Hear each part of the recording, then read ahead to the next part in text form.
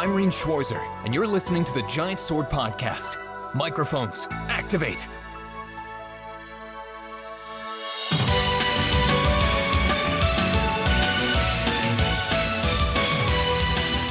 Hello, and welcome to this week's Giant Sword Podcast. I'm your party leader, Nick. Joining me, as always, is Taylor. Taylor. What up? I'm in California now. Yeah, you could tell by his plain background, his plain white background. It's actually not plain. It's balloon wallpaper. Balloon wallpaper. Yeah. That room hasn't changed for like Nope. a decade. I'm pretty sure the stuff on that shelf back there has been there for at least 10 years. Probably. And hasn't moved in 10 years. There's still stuff that I got as like a press thing for games that are really old. So, yep. Yeah. All right. So this episode, we're going to be talking about the Game Awards. You know, not really fresh in our minds, but, you know, our reactions to it are still important, you know. Mm-hmm. I don't even remember it, actually. It was that unmemorable, man. That unmemorable. And then there wasn't like any JRPG news, really. I know. That's what we're going to talk about. And then I asked a question on the Discord, how far back can you go and play generation-wise, like which JRPGs you could play? So I want to ask you that same question, and then we'll go over the responses to that question. So, and before we start, if you want to ask us questions or anything, go join our Discord. That's the best way to get your questions answered, and it's we have an awesome community, talk about JRPGs, anime, all that stuff. And if you want to buy some merch, we have a merch store. Go to giantswordpodcaststore.com, and we have two shirt designs, and Shaft, our resident user and artist, Shaft has drawn a new design, which should be coming out soon. So once again, go to giantswordpodcaststore.com, and you go there. The link is in the description below. All right, so let's start. Let us go to the first topic, the Game Award impressions. Mm-hmm. I'm going to say the Game Awards made me depressed. Yeah, this, you know, normally, I gotta say, I think it's like fashionable to hate on the Game Awards, but this was the first year where I really felt like it deserved the hate it got. It felt way too long. It felt like it had way too many commercials. It felt like there was a lot of like ad integration things that were just there to make money, and I was like, this kind of relates to games, I guess. But yeah, it was and there were some pretty cringe moments too, as always. A lot of cringe moments. I don't think there has been one good Game Awards ever. I'm gonna say it right now. It's like never been good. There's some cool like announcements, but it's always been bad. And I think it's getting worse because I think the first ones used to be like an hour and a half, and it was like, bam, snap, snap, snap, snap. Yeah. And now this one was like 3 hours. I remember you were doing your own thing, but on the Discord, we were watching, and we're like, oh my god, is this almost over? And we looked, and it's like, there's still 2 more hours left. What are they gonna do? Yeah, it's I was really while I was watching it, I was like, okay, good. There's still plenty of time for Chrono Cross and Final Fantasy 16 and all this stuff, and it's never happened. Yep. How sure were you that it was Chrono Cross or Final Fantasy 16 was going to actually be shown? Like, I was way more sure about Chrono Cross than I was Final Fantasy 16, especially because the day of the Game Awards was when that collaboration event launched with Another Eden.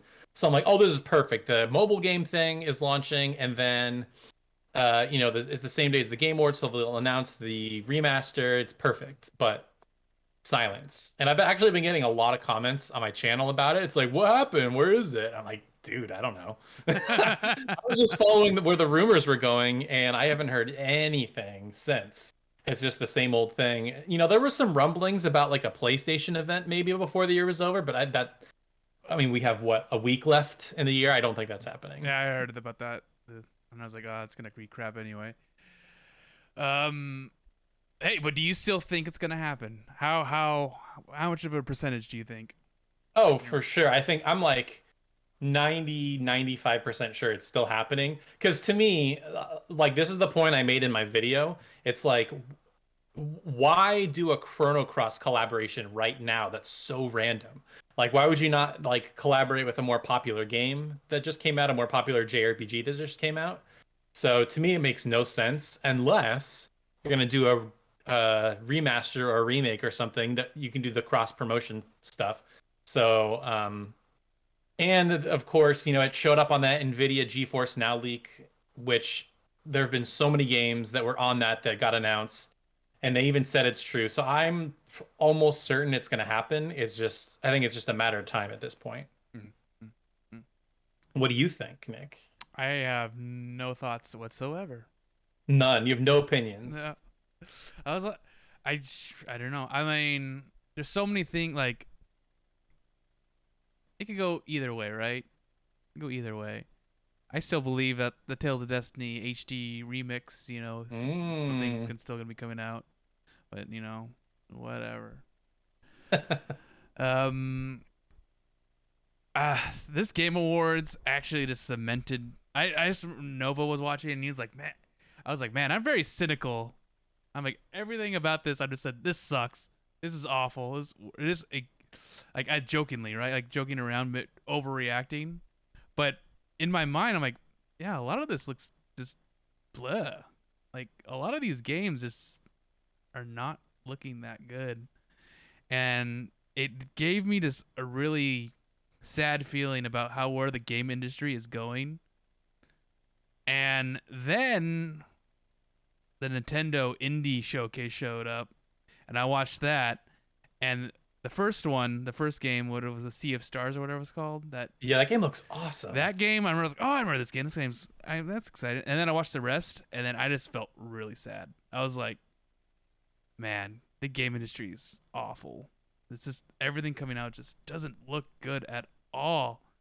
And I'm like, is it me? Is it me? Am I just like growing out of the games? Yeah, you think? I mean, you're just probably not looking in the right spots. I mean, there are plenty of cool looking games coming out. I mean, I have a list. I did a video last year where I was like, 23 JRPGs you can play this year, and I'm already compiling my list for next year, and it's like 35 already. And a lot of them are games you're not gonna like Pokemon and whatever, but there's a bunch of cool looking games on there. I watched your video. This is gonna date this episode. The top the 5 JRPGs that you missed that just came out. Yeah, that was the title, right? Something like that. It was like 5 hidden gem JRPGs you probably missed in 2021, something like that. And some of those actually looked interesting. I think that video actually got Asian to buy the Final Fantasy VII ripoff one. Oh, Light Fairy Tale. Yeah, he's like, I'm gonna buy that. I'm gonna play that right now. It's super cheap. It's like less than $10, and it's like it's not that long. And I'm like, yeah, do it. Yeah, there you go.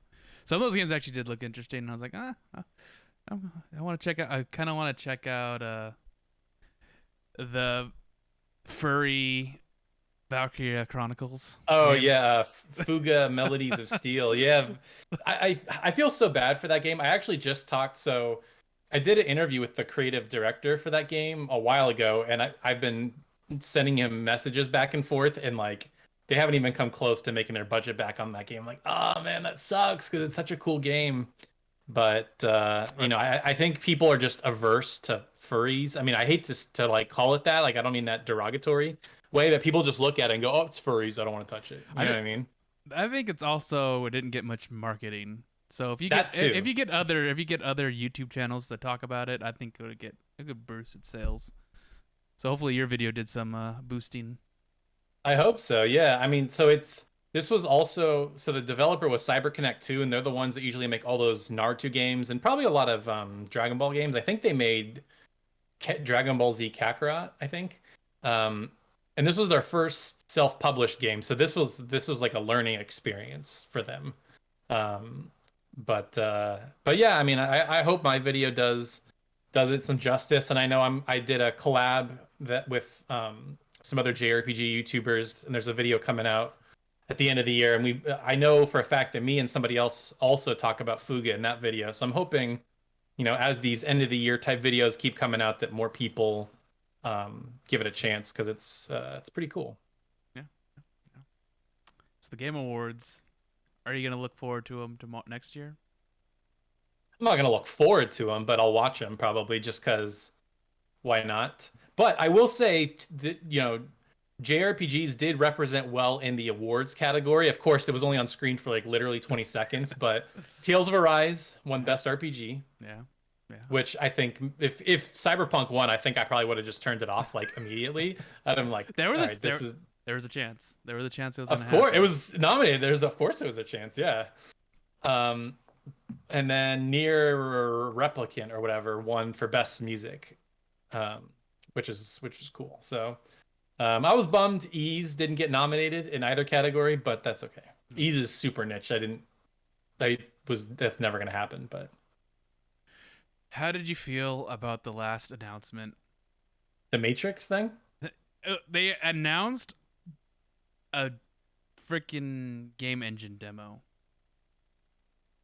Yeah, I think that was another thing that people were saying. Like, why would that be the last announcement? Like, I almost wonder if like it was part of the marketing deal or something. Like, this has got to be the last thing you show, because there were so many. Like, I don't, Jeff Keighley, I think, curates this show, and I wonder if his sense of what is going to get people hyped is just way off. Because before the show, I don't know if you saw this, but he said, because earlier in the summer he has a thing he does called Summer Games Fest, and he debuted Elden Ring gameplay. Mm-hmm. And so he said, "Oh, the Game Awards is going to be at least 4 or 5 announcements on the level of Elden Ring gameplay." And we're all like, "Oh crap, what's it going to be?" And then there was nothing, and we're like, "What were you?" I don't even know what he could have possibly been talking about. There's like one. Alan Wake 2, and like that was it. There's one, and it was Warhammer 40K Space Marine 2. Oh, I didn't even know that was a big deal. It was out of nowhere. He also thought Wonder Woman was a big one. Probably, but there's no gameplay. Yeah, it was just CG. It would have been a big announcement if it was actual gameplay. It's like, whoa, cool! But no, it was just a model, spin around thing. I'm like, oh, that's cool. Yeah.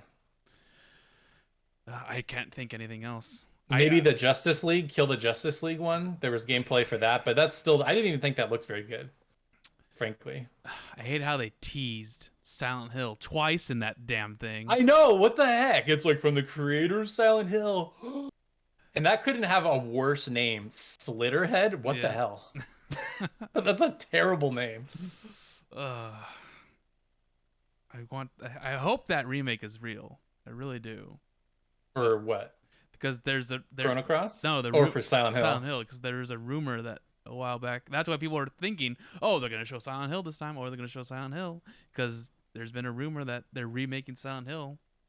But it looks like that rumor was wrong, because all the people are working on that Slitterhead or whatever. I don't know. I think they're called Bloober Team. They apparently signed some contract to work on a Silent Hill game, but it's not clear what it is.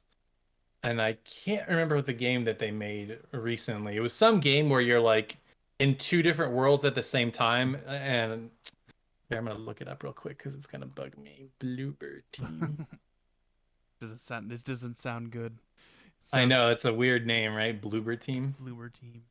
Games developed. The Medium. Yeah, and then they did Layers of Fear, and there was a Blair Witch game apparently that they made. So okay, we'll see. Yeah. A bunch of nothing. We'll see what happens. All right. But speaking of the Nintendo Indie Direct thingy, other than the Star game, what else were you excited for? At the Indie Direct? Yeah. I didn't watch it. I kind of just followed the news after the fact. So let me see if I can pull up a little something that I think that might have been it. I think it was Sea of Stars, and that might have been a hole in my shirt.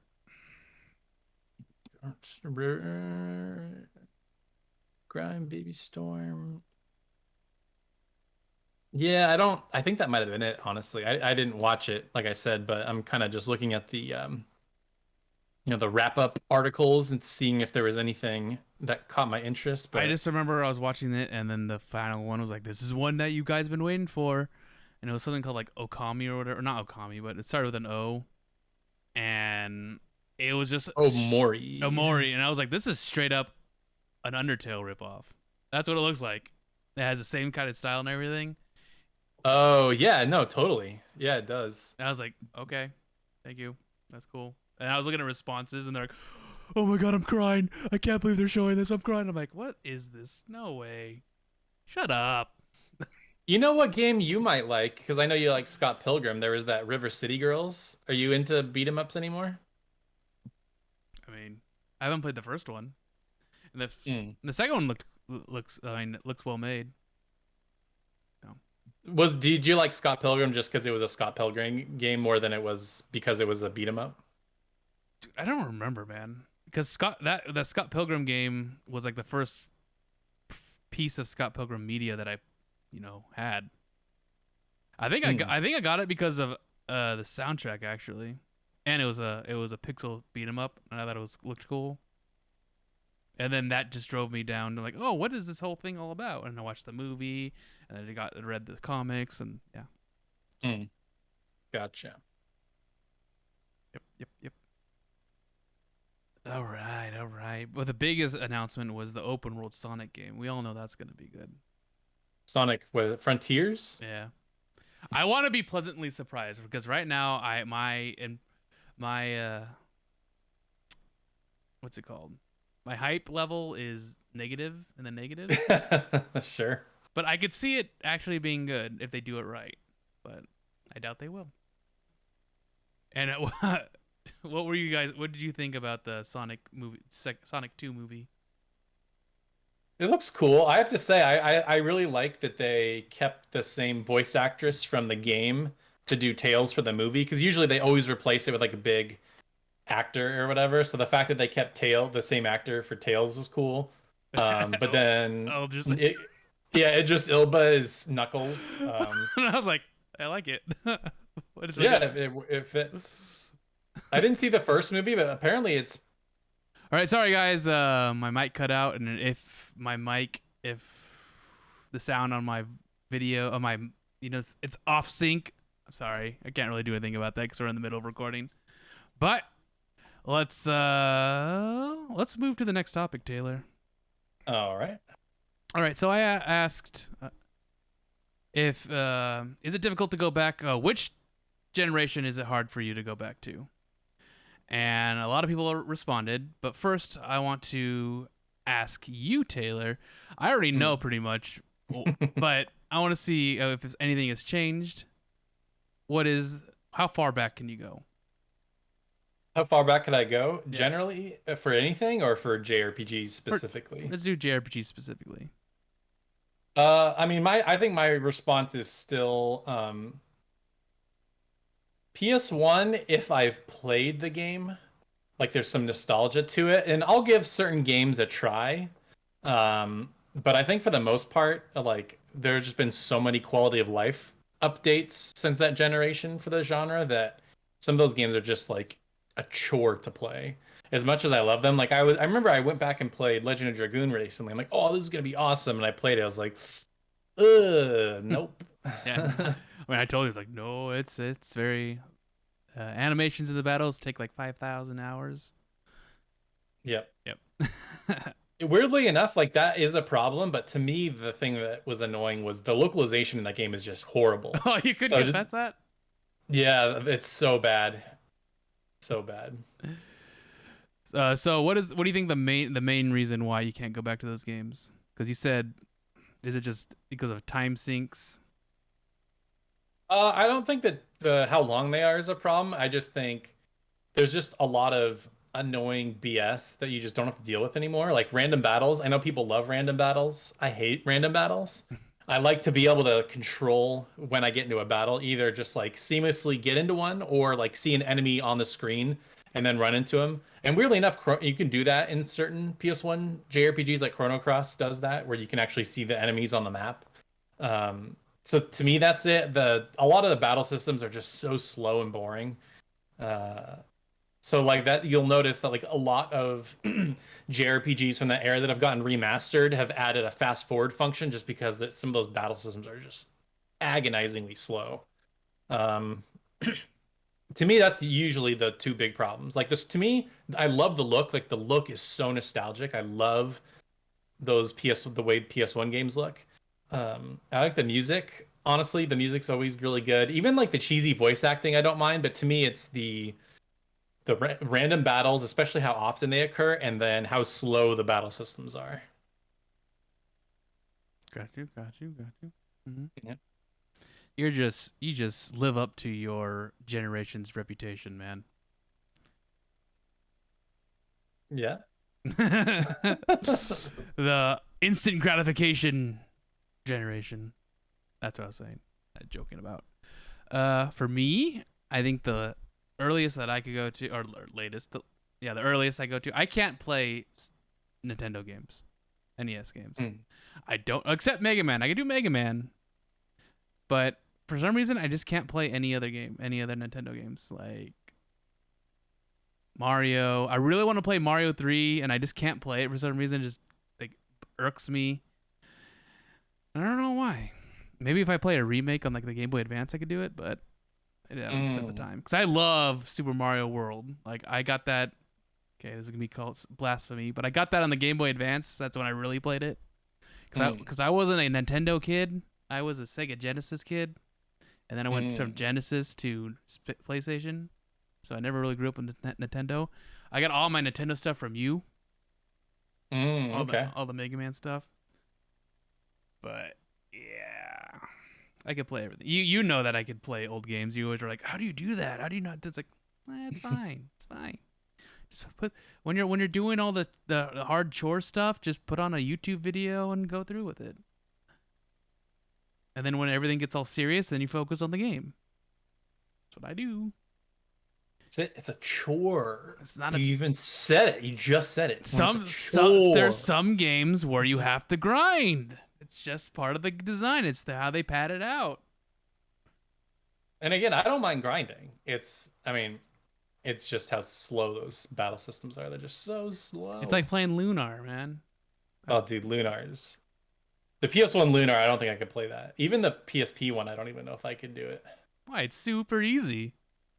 I think the PSP one is, after messing around with both of them, the PSP one is far inferior than the PS1 one. And really? Yeah. Why do you say that? Because it's easier? It's super easy.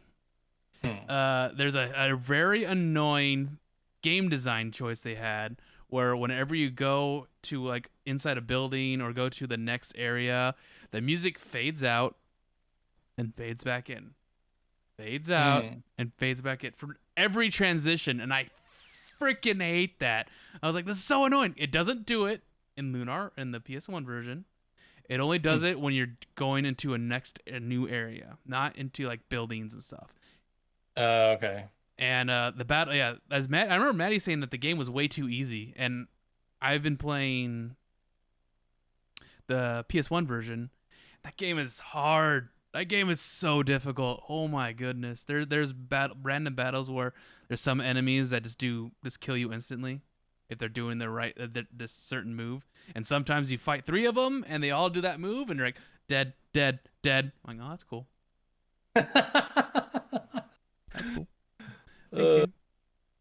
That's kind of how I felt when I was playing SMT5 sometimes. You just run into the wrong combination of enemies and they just stun lock you. I'm like, oh, okay. I guess I have no chance. Well, I guess I die. Yep. I think I've resetted multiple times in that game. Like I think I've lost at least an hour of game time from dying in Lunar. In Lunar? Oh man, that's brutal. Yeah, it happens. There are a lot of ecchi, lots of innuendo jokes in that game, man. Oh really? Yeah, I was like, oh, this is a pretty saucy. Okay, so I asked others to give us their impressions. So let's go for the first guy. Delph Dave said PS2 and before because I never played them, so I don't have nostalgia glasses in a way to keep me interested. It's the graphics and playstyle for me that changed with PS3 and upwards, exception being PSP games, though. I owned multiple PSPs and loved all of them, so any game there I can play. So PS2. Taylor, you didn't really play many PS2 JRPGs, did you?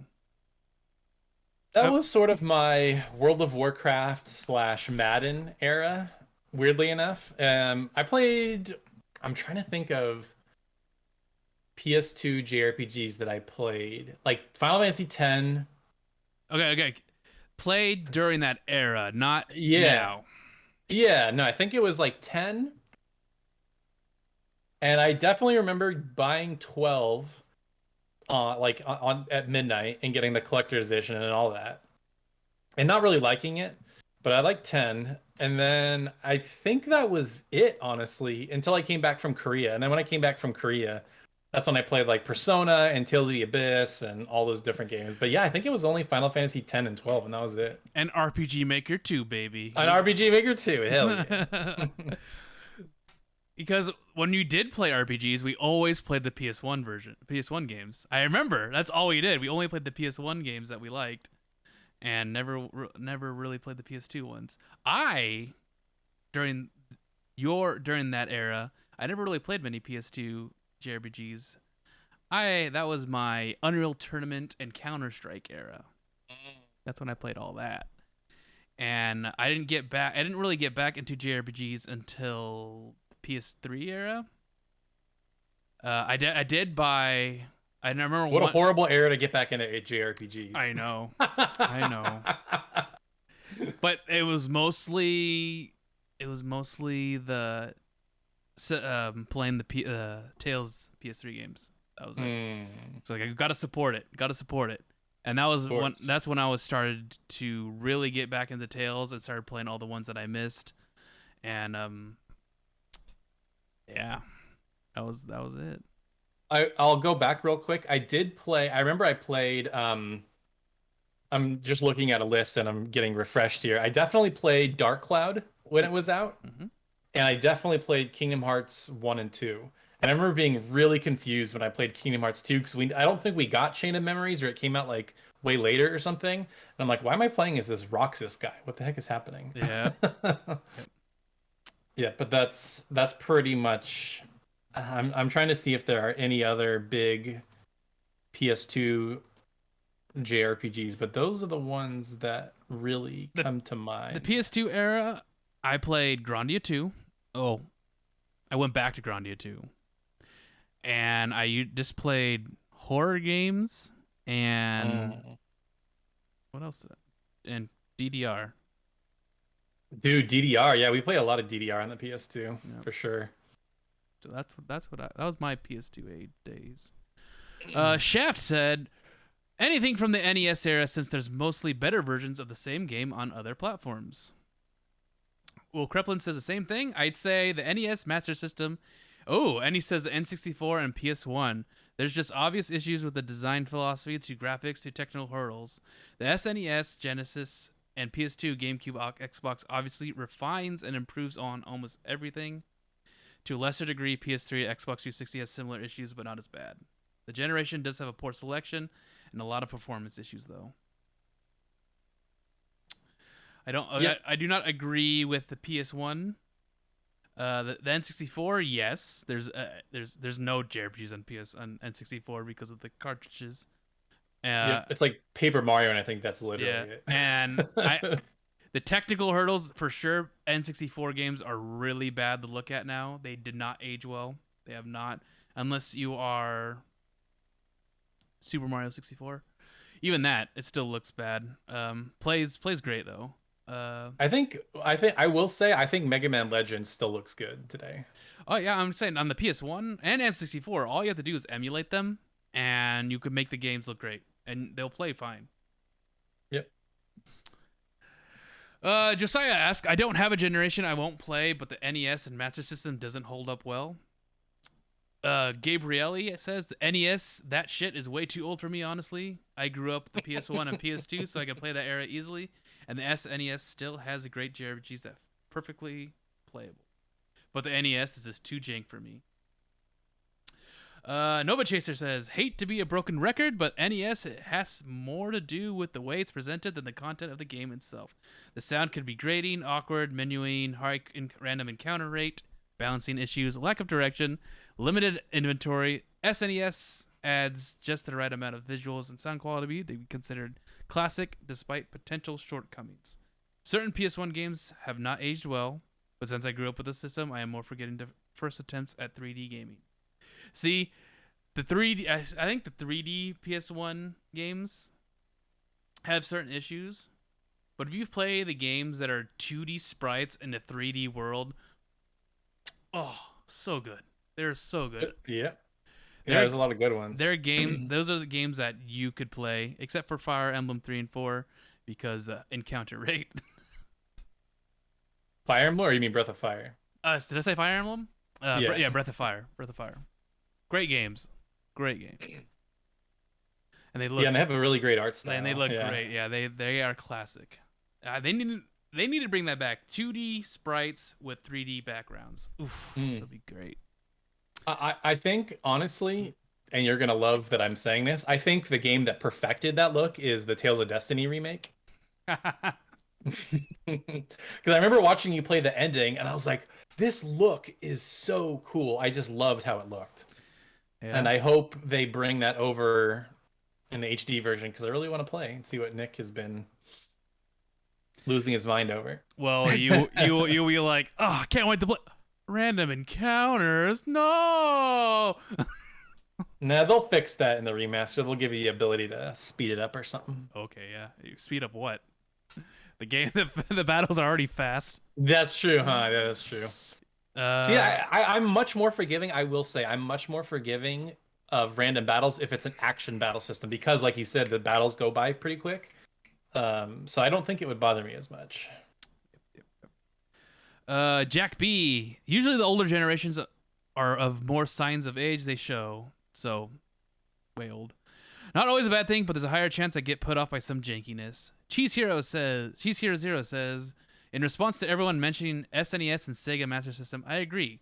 However, I find it fun to go back and play many of them to see how everything started and how much it has changed. I'm not saying everyone has to play 40 plus hours and attempt to beat the OG JRPGs, but playing a few hours can be fun. And yep. Spaghetti says the PS3 era JRPGs are just janky. Yeah, I can't disagree with you, Spaghetti. There are like a very precious few JRPGs on PS3 that are fantastic, but for the most part, it's like all those Hyperdimension Neptunias and Time and Eternity, like all that kind of garbage. Yeah. Yep. We got the Tales series and Ni no Kuni. What else, Taylor? What else? I mean, for you, the Trails of Cold Steel. But that came out past, like the PS4 is out when those came out. That's true. Still, yes. It's so funny. I mean, this is a total aside, but when I put out my top 10 PS3 JRPGs video, everybody was like, "Where's Persona 5?" And I totally forgot that Persona 5 came out on PS3. Hey. I mean, that's probably the PS3's best JRPG, but I totally forgot it was on there. That is true. I mean, it's true. If you only had a PS3 then and it came out, you had a good JRPG, but it was during the PS4 era. Sorry. Yeah, it was way after. I think I want to say it was 4 years after the PS4 came out. Yeah. When did it come out? And for us, I think it came out in 2017. So like 3 years. Persona 5. Yeah, let me check. Because we got the PS4 came out at the end of 2014. Yeah, April of 2017. So yeah, about like 3.5 years later. Yeah. I love how everyone has my problems with the NES. I'm like, yeah, it's just too janky. I just can't play them. They're too hard, and it looks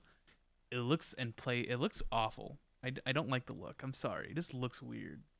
Yeah, I'm But with you though. Like but I it, can do Mega Man, but that's about it. but it's funny because I could play DOS games that look just like it, but I guess they run better. I don't know. I guess maybe it's just the NES itself. Unless you're playing like Looney Tunes Adventures. Remember that game at CCS? I think it was Tiny Toons. Tiny Toons, yeah, Tiny Toons. That's what I meant. Yeah, I mean that game basically was just a Mario ripoff, but it was fun. Like playing the different characters, and they each had their own different abilities and stuff. Yeah, that was a cool game. Cool game. Well, I don't know. We gotta get more in depth of which JRPGs people should play on each generation. I think that'd be fun topic to go into. But first, let's answer some questions to end this episode right.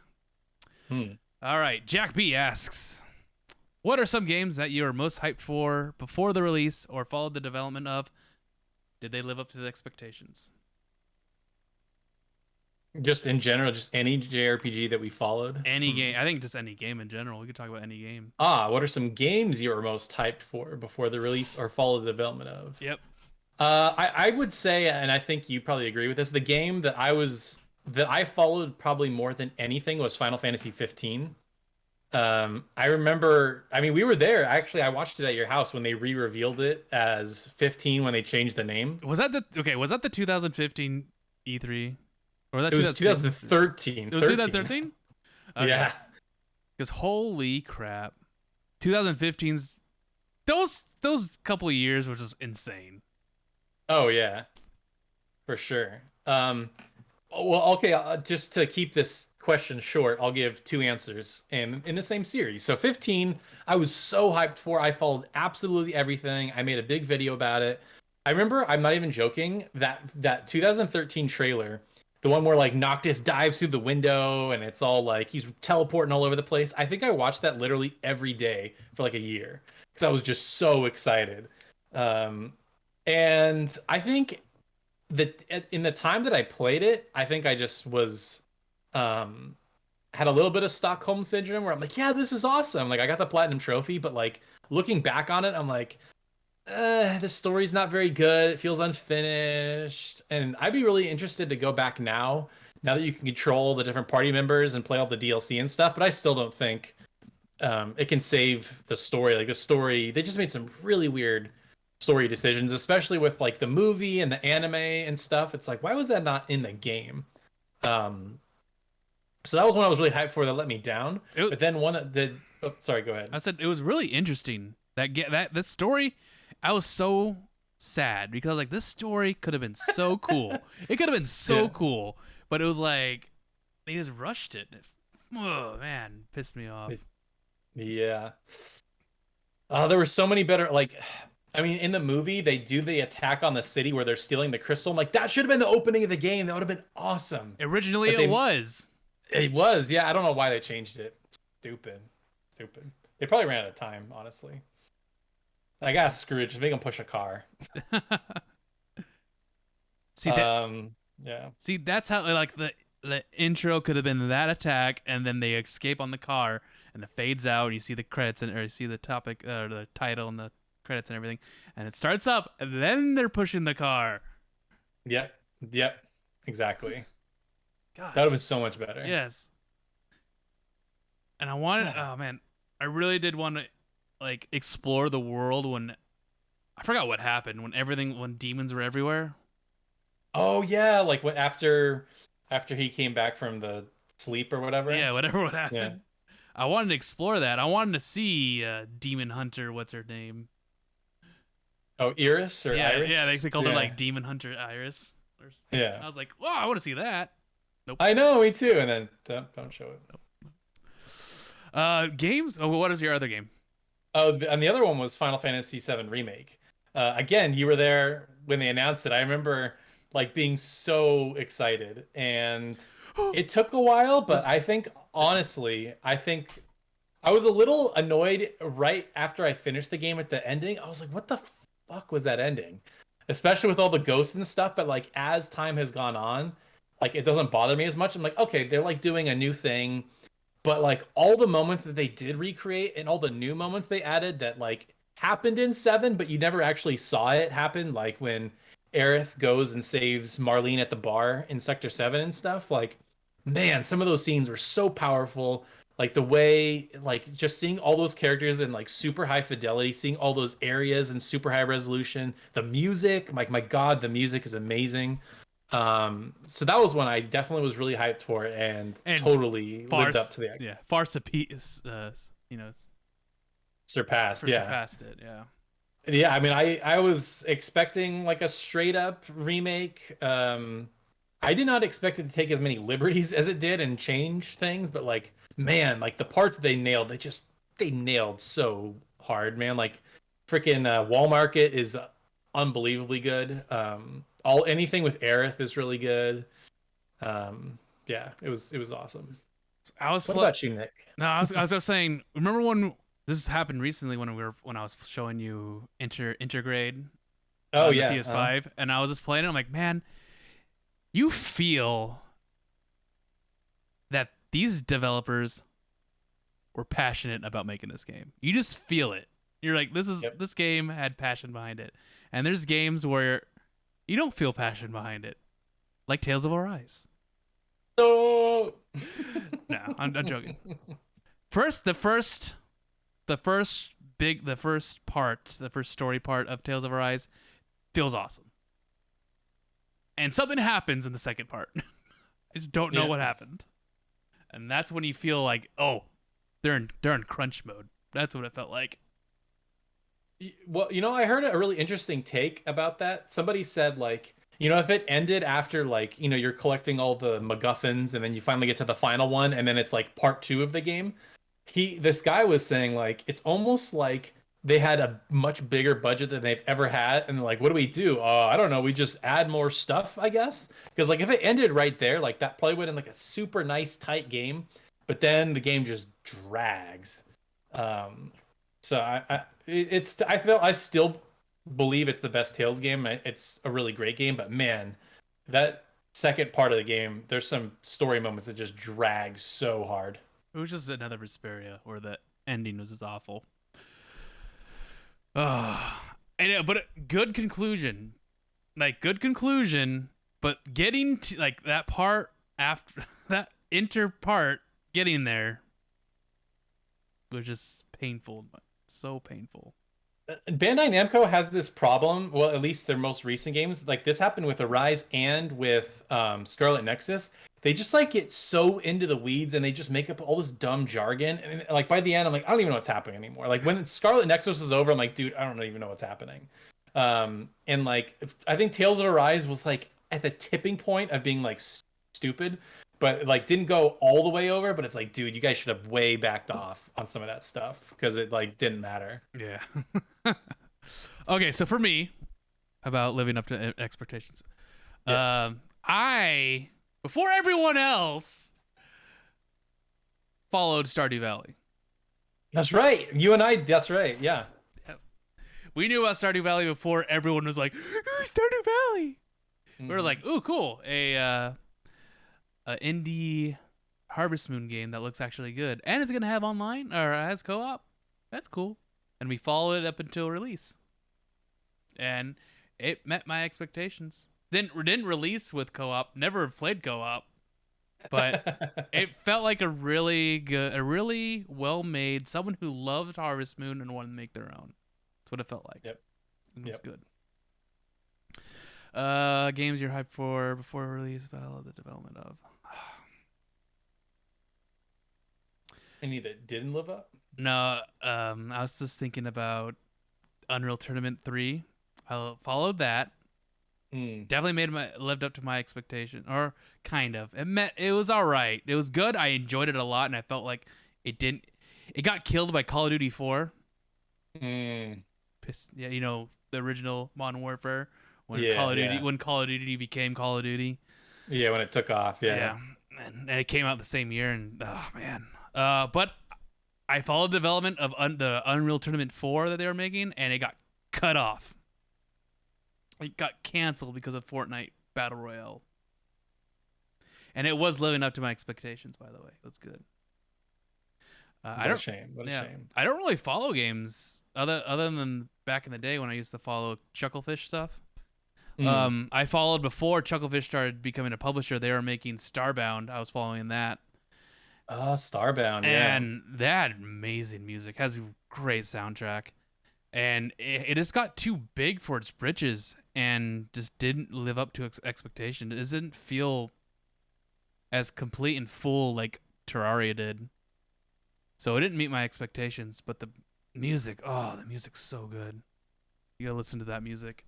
The piano, the orchestral stuff, not like the gamey stuff. You gotta listen to like the piano stuff. Yeah. So good. Let's go to the next question. Nick Knack asks, if you are forced to put one JRPG in your collection into the microwave, which game would it be? Taylor, you cannot say Time of Eternity. I don't even think I have a physical copy of it. I thought you had a PS3 copy of it, like an actual physical copy. Well, maybe I did. Let's see. I'm trying to think if there's one that I really am like, I hate that this is in my collection. I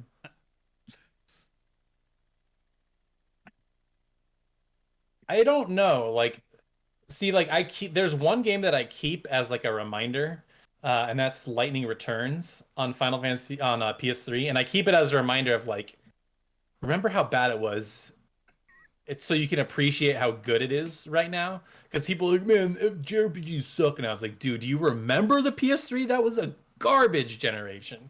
So I don't think I would want to put it in the microwave because I always want to keep it as a reminder. But maybe Trails of Cold Steel on PS4 because that was the second time I bought it and I still didn't like it. So maybe that. Maybe that. I was gonna say what was the game that I don't remember. Oh no, White Knight Chronicles. Didn't you have that? Oh no, I sold that like almost immediately. It was terrible. Yeah. If I still had White Knight Chronicles, it would have been that. That was a disgrace. How about The Last Story? I don't hate The Last Story. To me, it was just meh. Like it didn't like annoy me. It was just like, okay, that's fine. You know what I would do? What would you do? The PS3 collection of Tales of Symphonia. Okay. Yeah. Because I have the GameCube version, and that's good enough for me. When I didn't really play the PS3 version because it just felt dirty to me. Well, I know you have a hatred towards that game that has nothing to do with the game itself, but I mean, I played the GameCube version really far. It is compared to the GameCube version, it just felt off. I don't know why. It just did. So that's why. All right, gotcha. Surreal Killer asks, Nick, give us the lowdown on why Legend of Heroes fell from grace. Second question, possibly for another episode. But can you share your PS1 emulation setup? Any challenges running your faves? I think the first question is another episode. So I'm not gonna answer that because it's not really fell from grace. It's just my opinion on it kind of changed. My emulation setup, I use DuckStation. I run it, I think 5 times the resolution, so it's 1080p, nothing bigger. I use all the geometry fixes, so it's not on. It doesn't wobble and everything like that, and the textures look great. Any challenges running my faves? I noticed that when I use the geometry fixes, that Grandia, the text boxes kind of like wobble, and I don't know why, and I'm like, aw, that sucks. But I can still play it. Just turn off the geometry fixes, you know. Sure. Other than that, that DuckStation runs great. So if you want to emulate your PS1 games that you rip yourselves, you know, I don't, you know, encourage piracy. All the games that I own are ripped straight from my discs. PS1 DuckStation, use DuckStation because I use PSXE and it didn't work well. DuckStation works the best, easy setup. PS2 emulation is where I ran a challenging running some games. Some games you have to mess with features to make them look good and actually run well. The Tales of Destiny 2 has a weird bug where the background will disappear, so you're running on blackness and you don't know why. Don't know why it does it, but fixing it. Some games do that. PS3 emulation, it's just not there yet for the games that I want to play. Yeah. I mean, it looks great. Like I could get the Tales games to look really run really well, but it freezes, and I don't know why it freezes. But so that just kind of makes it just don't run it yet. Yeah, I think it's probably just. I mean, the PS3, was it, the cell processor or whatever? I think it was just so hard to develop for. So I think it's challenging to emulate. It's crazy because there's some games that run perfect, but for some reason there's the Tales games have messes with it, because on this is what I learned when I was messing with it. In the overworld, when you're running around, it runs at 30 FPS. It's locked at 30 FPS. But when it goes to battles, it goes to 60 FPS. So I can't hard lock it at 30 FPS, because when I play, and then if I go to a battle, the battles are like all in slow-mo. And I had to fix that. I'm like, what the hell? How do I fix it? And then when I wanted to lock it at 60 FPS, the overworld was like running at super speed, and this wasn't playable. So I had to do some weird mixing and matching of features, where in the overworld it runs at 30, and then in the battle system it runs at 60. I don't know how I did it, but I did it, and it works. But then it freezes. So it's just the game itself. It's not the emulator. They need to fix it so the game works with it, like certain hacks. I just gotta wait a couple of years, then I'll do it. Cheese Hero 0 asks, holiday question.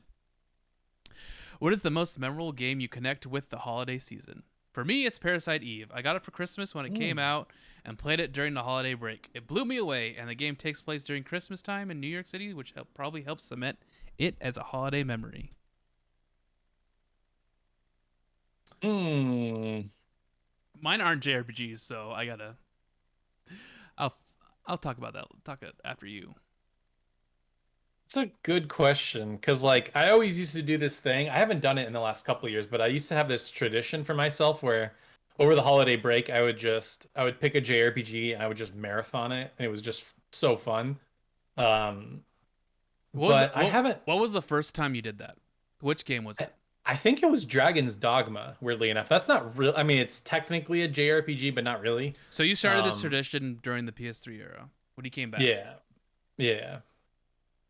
But honestly, I think probably, probably Final Fantasy VII or Legend of Dragoon, just because I played those the most, and I probably inevitably played them over the break at some point, just because I had more free time. So probably those two games. Did you ever get a game from Christmas and start playing it? I don't really have a memory like that, like a game that I got on Christmas that I really wanted. And mainly, this is just fortune or whatever you want to call it of where my birthday lands. But my birthday is 3 weeks before Christmas. So usually if there was a game I wanted, I got it for my birthday. I know I got Final Fantasy VII for my birthday. I can't really remember much else. That was pretty much it. Yeah. All the JRPGs we got were for my brother's birthday, and that was always from you. Yeah, I remember Grandia for sure. I got him Grandia, and then I can't remember if there was anything else. You got him Tales of Destiny, dude. Oh, really? Okay. You did. You got him Tales of Destiny, and you didn't buy it yourself, which is really interesting. What do you mean I did? My mom bought it? What do you mean? Meaning you bought it for him, but you've never played it. Oh. Yeah. So I don't know why you got it, but hey, thank you. Sure. You're welcome. For me, there's Killing Floor 1. Killing Floor, okay. It was a holiday tradition for a while where we would just play, a couple games, because it has a Christmas event where all the enemies are Christmas themed, and there's like Christmas music playing in the background and everything when you're killing them, and it's really funny. I love it. It was a fun little thing. I wish we could do it more often with you guys. If you wanted, I would totally do that. And another one is an actual memory is Tony Hawk Pro Skater 3. It's because I got the PlayStation 2 at Christmas, and Tony Hawk Pro Skater 3 with it, and I just played it, and I was like, I got a PS2. I'm so happy. Yeah. So, have you played Tony Hawk Pro Skater 3 lately? Me? Yeah, I mean, those games still hold up really well. Like, even though they don't like always run the best, like, man, Tony Hawk is so fun. No, So fun. Play Tony Hawk 3. It's still great. It runs perfect, and it's great. Even on PS2, it just runs great. Oh, on PS2, yeah, the PS2 one runs awesome. The PS1 ones are a little janky, but yeah, the Tony Hawk on PS3 or on PS2. Yeah, even 4. Like 4 is not as good. Like the level design got kind of weird, but 3 is awesome. Yep. 3's probably the best. And then you play it, and you can beat it in like a day. And I mean, not unlock everything, but just get your fill, and yeah, you're good. And not even within a day. It's a couple hours. Yeah, it doesn't take that long to beat those games. But yeah, like you said, the real challenge is like getting all the secret tapes, all the skate letter, like all the stuff, like doing everything. Unlocking all the characters and secret levels. That's right. I forgot about those, like Spider-Man, Wolverine, and all that stuff. There's a lot in Tony Hawk 3. It's crazy. But I know that Taylor needs to leave because he has plans, and we've actually been running pretty long, so it was a perfect time to end it. Thanks everyone for listening, and we'll be back with our Game of the Year episode, which we're gonna have one out this week, and we're gonna have one out next week. So look forward to it. Amazing. Back-to-back weeks. Oh What's my going gosh, crazy, right? So hopefully have a great Christmas. Merry Christmas, everyone, and we will see you next week. Later. Later.